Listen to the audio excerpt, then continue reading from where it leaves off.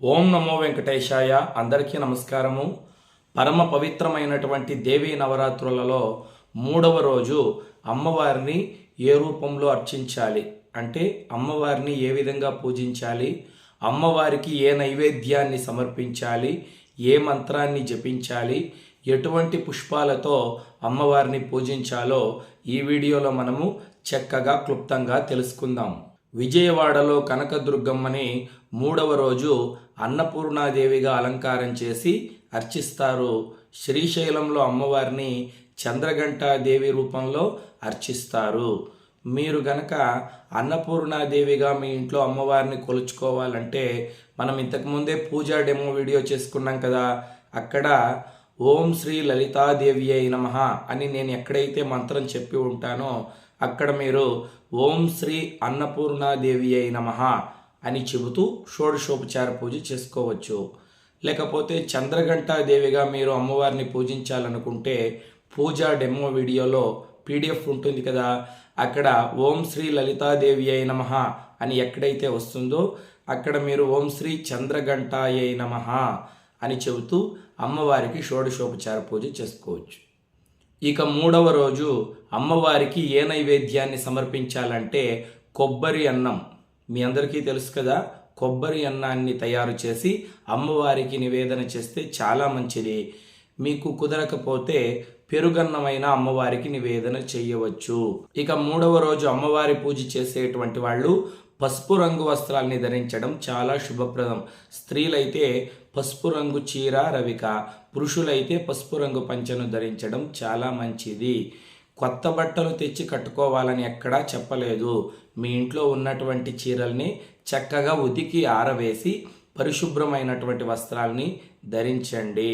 పసుపు రంగు వస్త్రం లేకపోతే బంగారు రంగులో ఉన్నటువంటి వస్త్రాలనైనా ధరించవచ్చు. అంటే శ్రీగంధం వర్ణంలో ఉన్నటువంటి వస్త్రాలనైనా ధరించి అమ్మవారి పూజ చేసుకోవచ్చు. ఇక 3వ రోజు అమ్మవారిని ఏ పూలతో పూజించాలంటే తెల్లని పూలతో పూజించాలి. మల్లెపూలు కావచ్చు, సుగంధరాజ పూలు కావచ్చు, తెల్లని సంపంగి పూలు కావచ్చు.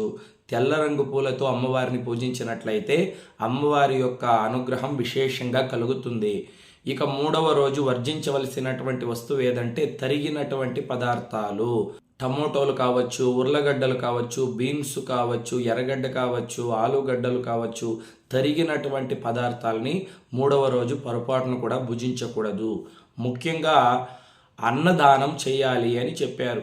అన్నపూర్ణాదేవి అలంకారంలో విజయవాడలో అమ్మవారిని పూజిస్తారు కదా, అమ్మవారి యొక్క అనుగ్రహం కోసం అన్నదానం చేయండి. ఎవరైనా పేదవాళ్ళు ఉంటే మీ చుట్టుపక్కల ఇళ్లలో వాళ్ళని పిలిచి చక్కగా వాళ్ళకి అన్నదానం చేయండి.